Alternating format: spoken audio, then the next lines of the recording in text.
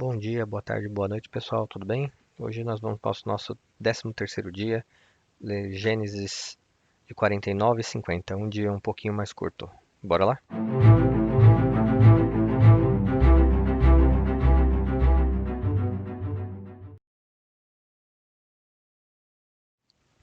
Gênesis 49.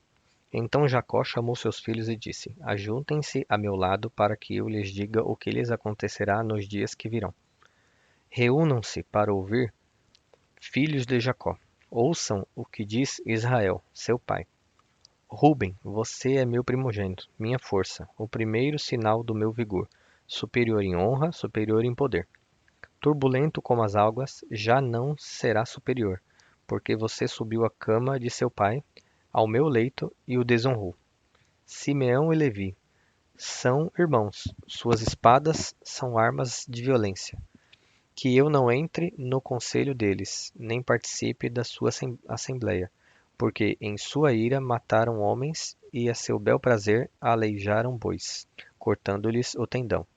Maldita seja a tua ira, tão tremenda, e a tua fúria tão cruel. Eu os dividirei pelas terras de Jacó, e os dispersarei em Israel. Judá, seus irmãos o louvarão. Sua mão estará sobre o pescoço dos seus inimigos. Os filhos de seu pai se curvarão diante de você. Judá é um leão novo. Você vem subindo, filho meu, depois de matar a presa. Como um leão, ele se assenta e deita-se como uma leoa. Quem tem coragem de acordá-lo? O cetro não se apartará de Judá, nem o bastão de comando de seus descendentes, até que venha aquele a quem ele pertence, e a ele as nações obedecerão. Ele amarrará seu jumento e uma videira, e o seu jumentinho ao ramo mais seleto. Lavará no vinho as suas roupas, no sangue das uvas as suas vestimentas. Seus olhos serão mais escuros que o vinho, seus dentes mais brancos que o leite. Zebulon morará à beira-mar e se tornará um porto para os navios. Suas fronteiras se estenderão até Sidom. Issacar é um jumento forte, deitado entre as suas cargas. Quando ele perceber como é bom o seu lugar de repouso e como é aprazível a sua terra, curvará seus ombros ao fardo e se submeterá a trabalhos forçados. Dan defenderá o direito do seu povo como qualquer das tribos de Israel. Dan será uma serpente à beira da estrada, uma víbora à margem do caminho, que morde o calcanhar do cavalo e faz cair de costas seu cavaleiro. Ó Senhor, eu espero a tua libertação. Gade será atacado por um bando, mas é ele que o atacará e o perseguirá. A mesa de Aser será farta, ele oferecerá manjares de rei. Naftali é uma gazela solta, que por isso faz festa. José é uma árvore frutífera à beira de uma fonte, cujos galhos passam por cima do muro. Com rancor, arqueiros o atacaram, atirando-lhe flechas com hostilidade. Mas o seu arco permaneceu firme, os seus braços continuaram fortes, ágeis para atirar pela mão do poderoso de Jacó. Pelo nome do pastor, a rocha de Israel, pelo Deus de seu pai, que ajuda você, o Todo-Poderoso, que o abençoa com bênção dos altos céus, bênçãos das profundezas, bênçãos da fertilidade e da fartura. As bênçãos de seu pai são superiores às bênçãos dos montes antigos, às delícias das colinas eternas.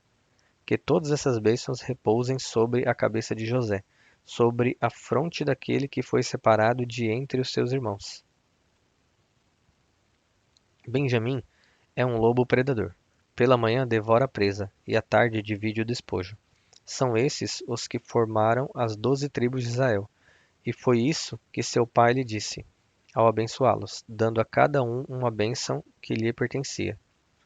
A seguir, Jacó deu-lhes estas instruções: Estou para ser reunido os meus antepassados. Sepultem-me junto aos meus pais na caverna do campo de Efron, o Hitita, na caverna do campo de Macpela, perto de Manre, em Canaã, campo que Abraão comprou de Efron, o Hitita, como propriedade para a sepultura. Ali foram sepultados Abraão e Sara, sua mulher, e Isaque e Rebeca, sua mulher. Ali também sepultei Lia. Tanto o campo como a caverna que nele está foram comprados dos hititas. Ao acabar de dar essas instruções a seus filhos, Jacó deitou-se, expirou e foi reunido aos seus antepassados. Gênesis 50. José atirou-se sobre seu pai, chorou sobre ele e o beijou. Em seguida, deu ordem aos médicos que estavam ao seu serviço que embalsamassem seu pai, Israel, e eles o embalsamaram. Levaram 40 dias completos, pois esse era o tempo para o embalsamento. E os egípcios choraram sua morte 70 dias. Passados os dias de luto, José disse à corte do faraó: Se posso contar com a bondade de vocês, falem com o faraó em meu favor. Digam-lhe que meu pai fez-me prestar-lhe o seguinte juramento: Estou à beira da morte. Sepulte-me no túmulo que preparei para mim na terra de Canaã. Agora, pois, peçam-lhe que me permita partir e sepultar meu pai. Logo depois voltarei. Respondeu o faraó: Vá e faça o sepultamento de seu pai, como este o fez jurar. Então José partiu para sepultar seu pai.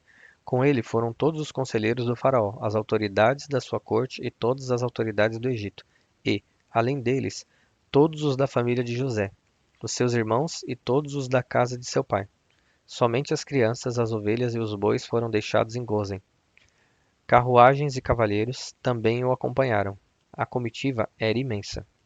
Chegando à eira de Atade, perto do Jordão, lamentaram-se em alta voz, com grande amargura, e ali José guardou 7 dias de pranto pela morte de seu pai. Quando os cananeus que lá habitavam viram aquele pranto na eira de Atabe, disseram: Os egípcios estão celebrando uma cerimônia de luto solene.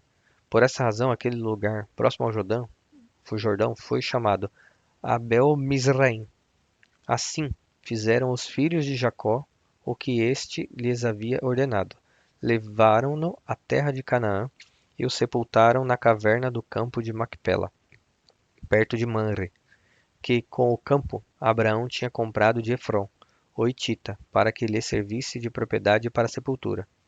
Depois de sepultar seu pai, José voltou ao Egito, com seus irmãos e com todos os demais que o tinham acompanhado. Vendo os irmãos de José que seu pai havia morrido, disseram: E se José tiver rancor contra nós e resolver retribuir todo o mal que lhe causamos? Então mandaram um recado a José, dizendo: Antes de morrer, teu pai nos ordenou que te disséssemos o seguinte: Peço-lhe que perdoe os erros e pecados de seus irmãos e que o trataram com tanta maldade. Agora, pois, perdoa os pecados dos servos do Deus do teu pai. Quando recebeu o recado, José chorou. Depois vieram seus irmãos, prostraram-se diante dele e disseram: Aqui estamos, somos teus escravos. José, porém, lhes disse: Não tenho medo. Estaria eu no lugar de Deus? Vocês planejaram o mal contra mim, mas Deus o tornou em bem, para que hoje fosse preservada a vida de muitos. Por isso, não tenham medo. Eu sustentarei vocês e seus filhos. E assim os tranquilizou e lhes falou amavelmente. José permaneceu no Egito com toda a família de seu pai. Viveu 110 anos e viu a terceira geração dos filhos de Efraim. Além disso, recebeu como seus os filhos de Maquir, filho de Manassés. Antes de morrer José, disse a seus irmãos: Estou à beira da morte, mas Deus certamente virá em auxílio de vocês e os tirará desta terra, levando-os para a terra que prometeu, com o juramento a Abraão, a Isaque e a Jacó.